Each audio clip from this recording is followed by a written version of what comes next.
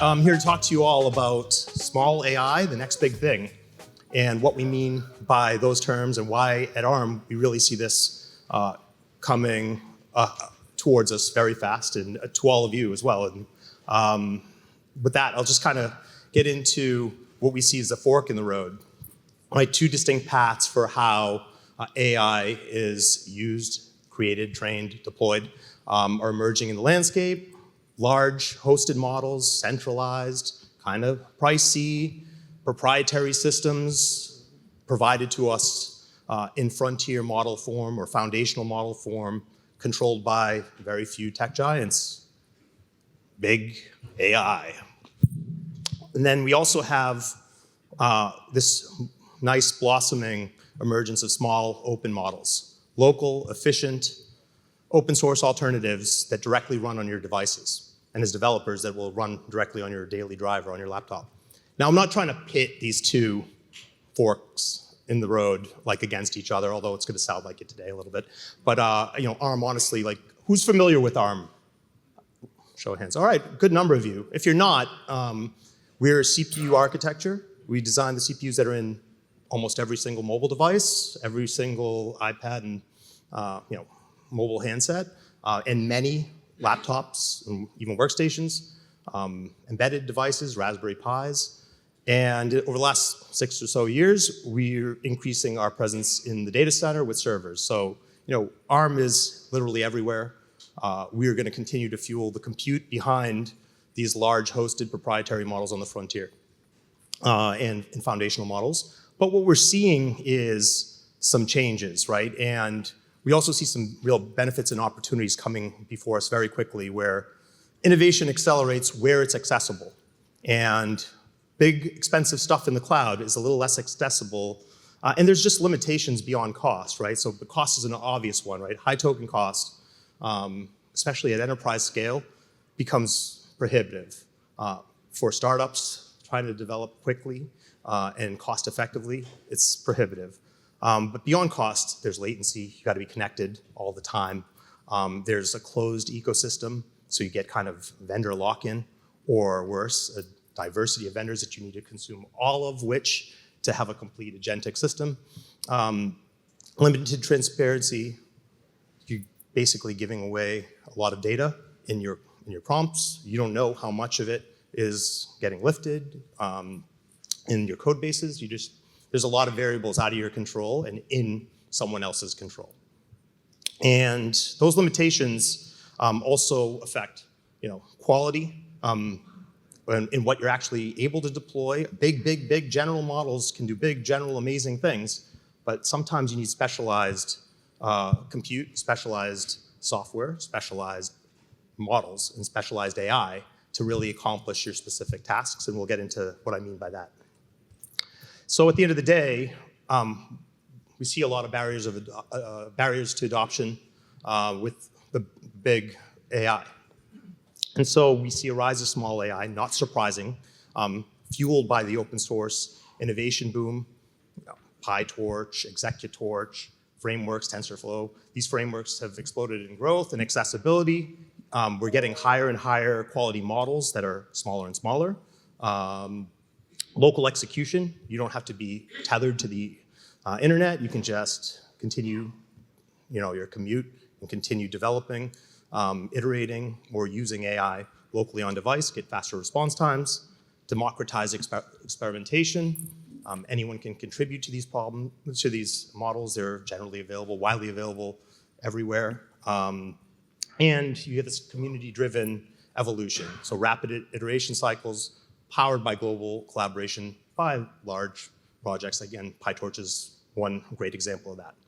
And we know that with this rise of small AI, there's also, agentic AI, is coming. It's kind of already here in many ways. And these are systems that reason, act, execute tasks autonomously, right? They think and do things automatically, right? Behind the scenes, asynchronous from our daily life.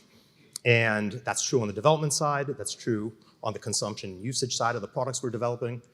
And big models don't really scale well with like very deep reasoning pipelines, right? There's heavy computational, environmental and energy costs, financial costs, for completing all of the reasonings that's involved, and even just at each reasoning step.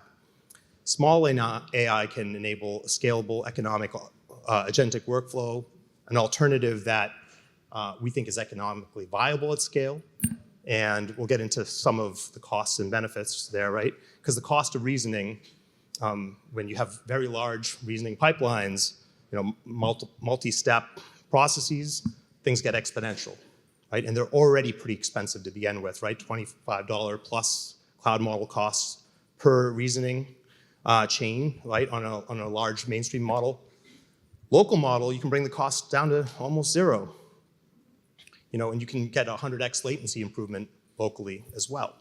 And that's going to continue to improve over time as models get more efficient, as the compute becomes more what we can think of as AI native, so more accelerated microarchitecture and architecture very close to the CPU. These are the things that are going to unlock a whole lot more for developers getting a whole lot more from smaller models. And as the cost of this reasoning approaches zero, that just increases the accessibility to all of you all, to me, to create apps, and can really make a change in the way AI is being developed today, and really solve some of the problems and address some of the hard truths about AI projects and AI companies, where a study recently revealed that 90% of AI projects fail to produce any meaningful revenue, ROI, business impact. Right? That is a concern. Massive investments are being made. Many companies here today, right, are all in on AI. We are, everyone is. So there's a prohibitively high implementation cost, as we're seeing on the big AI side. And often, this is like building a more and more expensive mousetrap, and we haven't really figured out what we're trying to capture, right? So over-engineering it leads to, coupled with a lack of measurement of success, a lack of ROIs, just leads to projects that don't go anywhere, or can lead to real problems. And scaling fast doesn't equal scaling smart. So you can even make a cool mousetrap, but how you can bring that to market in an agentic world is just cost prohibitive. So this is causing churn in the industry, and we'll continue to have churn.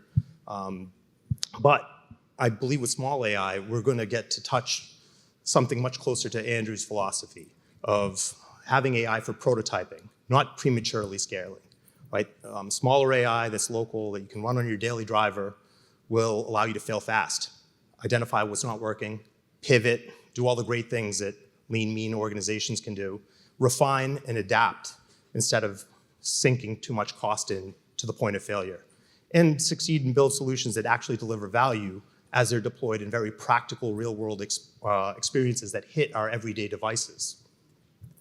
So I think this rapid iteration that small AI can offer the developers is going to not just improve your lives, but it's going to create new value for you as a developer, right? And there's developer skills of the future that we see evolving from the prompt engineering that's everywhere today to more specialized fine-tuning, where if you're an expert in your field, and maybe not even a developer, but a product manager, you can now work with agentic workflows and start to specify products that really address a specialized use case with your expertise, and customize models for those very specific domains.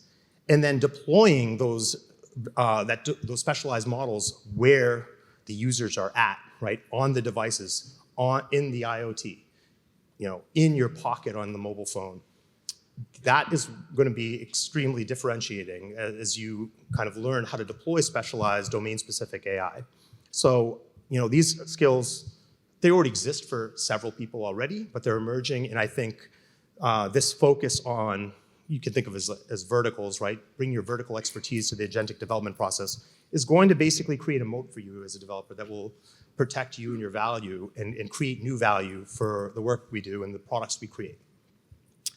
And I think one example of this, like vertical fine-tuning in action, we can think of, hopefully you can wrap your head around this pretty straightforward way, right? Imagine a pool of unstructured documents, lots of SEC filings, lots of lingo, lots of complex financial terms and conditions and constraints and compliance to be had.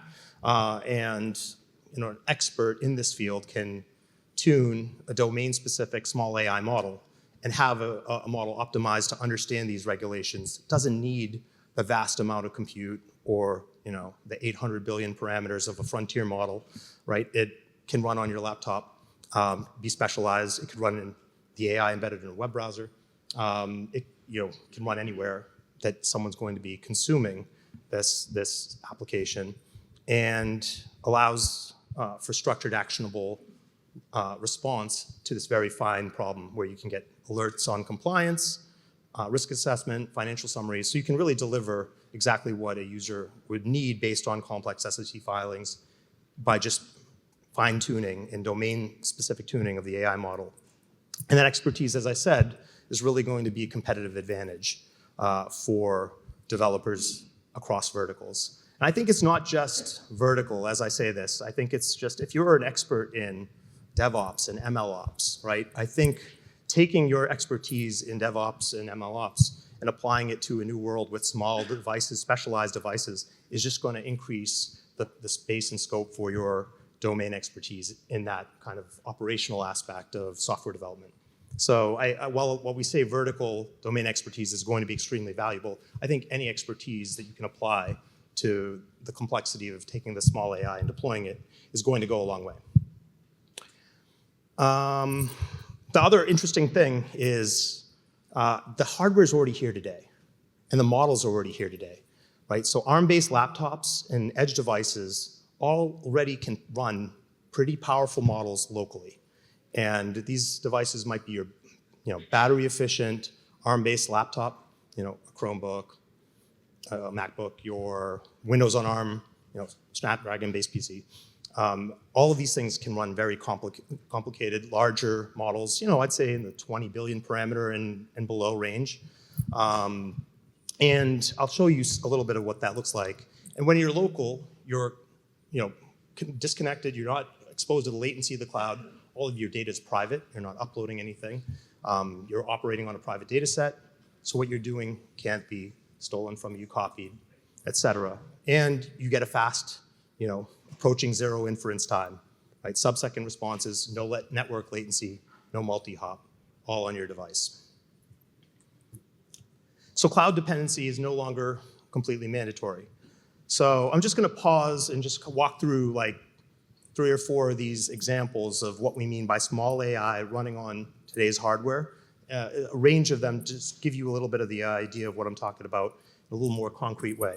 This is a LinkedIn post from a colleague of mine, Dominic, who got an agent working on a Raspberry Pi 5, right? So readily available hardware, pretty sophisticated AI stack, right? So a couple different LLMs are capable of running here. He's validated them, Google DeepMind Gemma 3, validated Qwen 3, all running in a shell, some embeddings for caching, speech to text, text to speech, whole little getup off the shelf running agentically. So I'll just give you, I don't think there's much audio or any audio here. Oh, there is. My name is Raspberry Pi. And what kind of USB microphone do you have connected?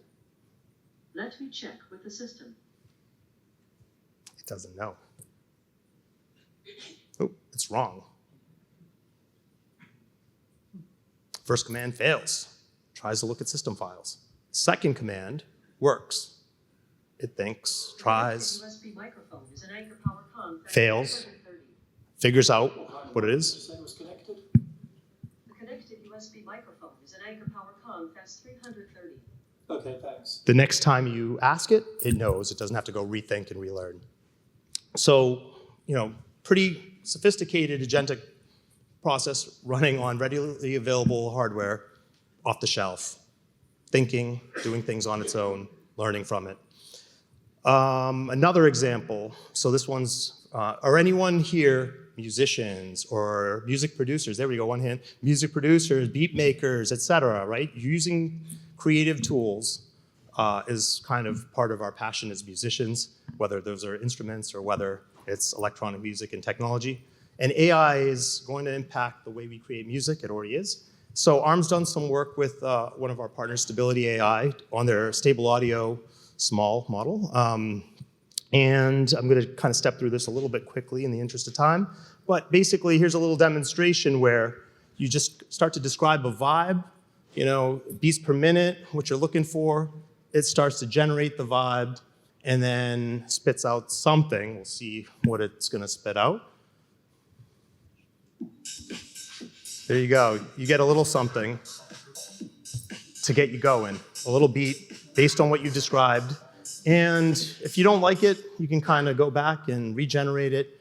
This is an app running on an Android device, all local, no going to the internet, just kind of doing its thing. You can see airplane mode, right? If you're on the airplane, you want to get some ideas on the way to the gig. Gives you something a little bit different, right? And this isn't like magic, right? It's not just demo. This is a fully available model and integration, technical paper, models available on Hugging Face.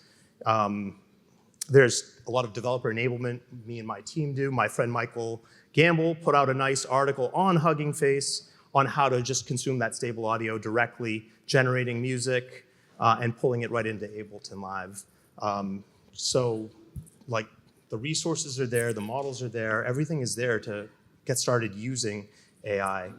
And as developers, like this is more user-facing, right? As developers, we're also trying to put more of these tools in your hands to just freely get going. Just earlier this week, we put out a blog and an app on the Google Play Store with an AI chat app. And it's quite generic and simplistic, but it's pretty powerful. You can, with just a few taps, download open source small AI models and run them on your Android-based phone or Chromebook and evaluate their performance, evaluate their experience, see what kind of responses they give, compare and contrast.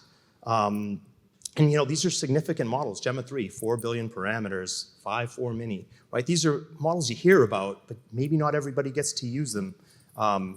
This app will just kind of open things up and let you start playing with things. And we're pretty good about making all of the resources available to build an app like this yourself. So if you want to start integrating these models, we have tutorials and learning paths to get started on that. So head on over to the Google Play Store if you are interested and want to get going with that app. It's available now.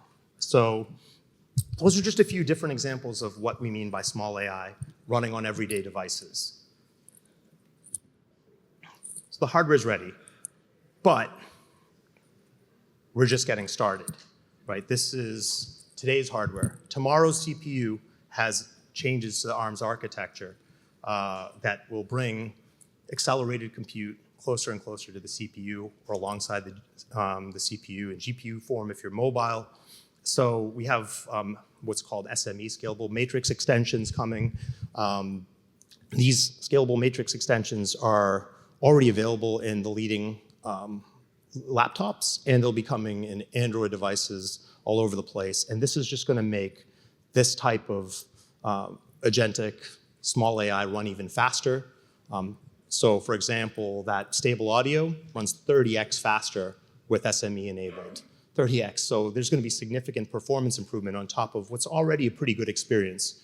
And I'm just really excited to see how that's going to change. So today, we got this first wave of AI-capable consumer devices that already exists and some cutting-edge stuff available today. And then next year, like I said, we have what we're calling AI-native hardware design coming across a range of products. So SME is going to be available in more and more laptops, more and more mobile phones, mobile devices.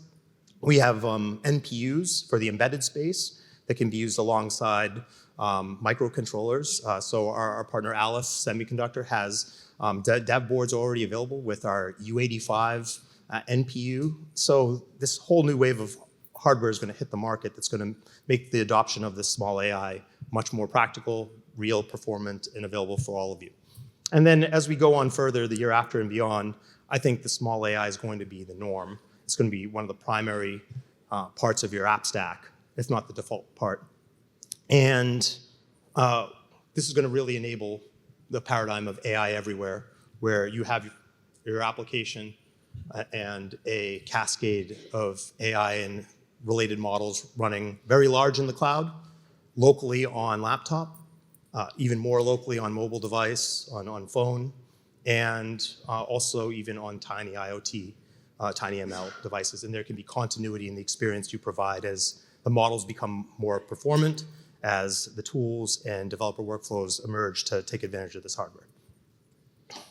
So with that, I have a call to action to you all. Start small, iterate fast. Try out what I've described here today if it sounds compelling to you. Also, don't hesitate to reach out to ARM. We have a number of resources on our developer.arm.com page. And we also can connect you to anyone in our vast ecosystem to help with your journey as you start small and iterate fast. Build with small AI. Don't just rely on the giant cloud providers. Try integrating, try making a nano model work alongside a large model. I personally just got one of those NVIDIA DGX stations, also called Spark, came a couple weeks ago. I haven't looked at it yet because I've been traveling the last 2 weeks. I can't wait to get into it, but that's the first thing I'm going to do. 20 ARM cores on the CPU to run nano models alongside the Blackwell GPU. I'm just really thrilled about that. So what you can do with small models is just to be determined still. And then think about fine-tuning for domain value, right? Create your competitive edge through specialization. The stuff's out there. It can be used. We don't know how to use it. We know some of what we can build. We don't know all of what we can build. You all are going to help define what that is. And in the process of doing that, you're going to make yourselves incredibly invaluable. So don't just consume AI, shape it. The future of AI isn't just bigger. It's smarter, it's faster, it's closer, it's in your pocket. Small AI is innovation and accessibility. We hope to drive that accessibility. We hope to do everything we can for the diverse range of ARM hardware that's out there in the ecosystem. And like I said, don't hesitate to come talk to us. And it looks like we're going to have a little bit of time for questions too, which is wonderful. Thank you. Very good. Thank you so much, Eric. We do have a little time for questions, so do you want to call on somebody and I'll go ahead and run the mic over? Oh, okay. Any questions? All right here. Yeah, you talk about being able to fine-tune your local models based on domain knowledge. Could you go into that a little bit more? Yeah. I think there's the functional aspect of having the model do what you want it to do what's right for the intended use case. And I think that's what I'm referring to as fine-tuning. So if you are an expert, let's just come back to the fintech example. If you're an expert on the regulations and you know what the rules are, you know the data and rule set that needs to be involved in the training, and you know how to build what you're going to need out of the model to be correct. So you can help train and retrain that model for functional correctness. Fine-tuned is kind of a weird word, especially for ARM. There's also the element of making sure that model is quantized correctly and can run efficiently on the hardware that you have. And that's kind of a deep embedded programming task. So you can leave that up to your platform engineer, your firmware engineer. But as ARM, we aim to make that as easy as possible too. And one of the ways that we do that is by upstreaming and open sourcing all of the ARM optimizations that might be applicable in an environment like PyTorch or Executorch.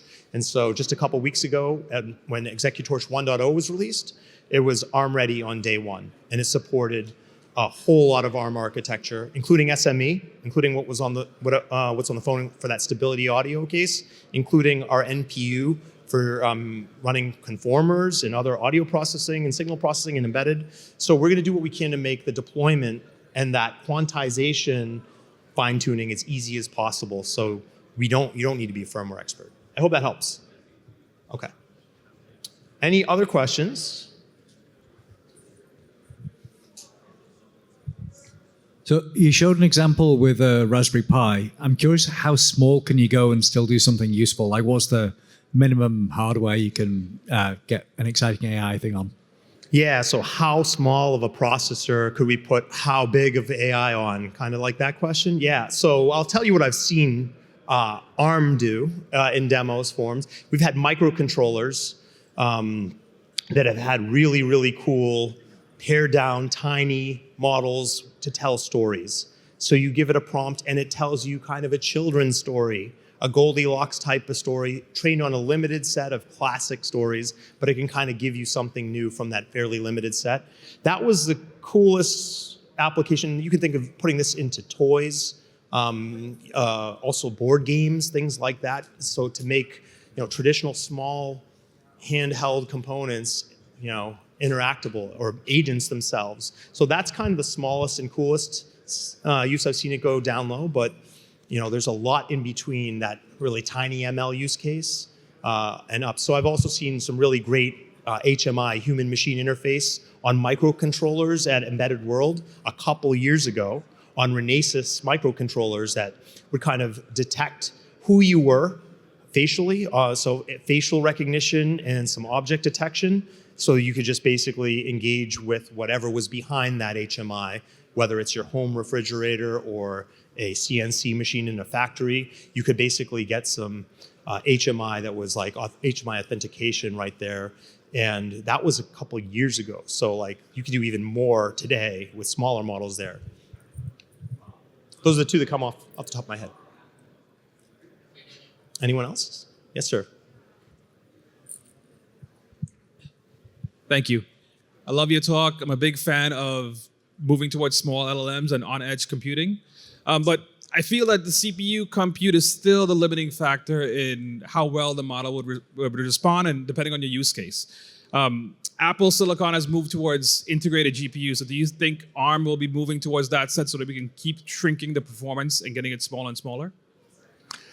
Yeah, it's a good question. I think what you're experiencing with limitations of the CPU have more to do with the ubiquity of the workflows and awareness of the models that can be run on that CPU, right? So I think not a lot of what I shared today is common knowledge, that you can take a vast range of models from GPT, OSS2 to lots of Gemma models to lots of Llama models and run them on smaller and smaller compute. So I think when we think of running models, we're often thinking of running larger foundation models. And so, yeah, the CPU is going to be limited for that. And what I talked about today doesn't really address that, right? But what we can do is maybe we can run on a accelerated compute platform like a Grace Blackwell, right? We could run a medium-sized language model on the CPU that complements the heavy lift of the GPU, right? And we can kind of start to do a mixture of models on the same device to start, right? And that's already happening, by the way. And we can also do things like optimize the RAG and all the complementary parts of the inference on the CPU. That's basically where I would say the big AI focus is, that I didn't really get into much, but I think I'd be curious where you see a limiting factor on smaller devices like a MacBook and what kind of AI you're expecting to run on it, and maybe we can close that gap through a conversation. All right, we have time for one more question if someone has a question. Yeah. Yeah, nice to see you again. Until today, I thought that ARM was a company that just sat on IP and collected royalties. But do you think that ARM will ever create something like a GPU that has better? Do you think ARM will ever create a chip that has the performance of a GPU? The performance of a GPU. So we do create GPUs in the mobile space, right? A lot of what we look at is power efficiency. So our GPUs in the mobile space are actually we have like what we call neural technology in our latest and greatest GPUs in the mobile space, and that will enable mostly things for graphics and gaming, like super scaling, upscaling, special rendering, and several other graphics related things, as well as some, I would say like agentic use cases in the gaming space. So like take an NPC and give that NPC some more life and character, right? With having it be an agent that's more active in a mobile game. I think that's the direction of our GPUs. But I think what you're probably getting at is like GPUs for larger language models and stuff like that. Yeah, so I can't really comment too much about like what our roadmap is going to be, and nobody really knows what the future holds, but we do know that there's a relentless demand for compute alongside the demand for GPU, right? And ARM is right there wherever GPUs are deployed, and we're going to continue to strive to meet that relentless demand for compute and special purpose compute alongside GPU.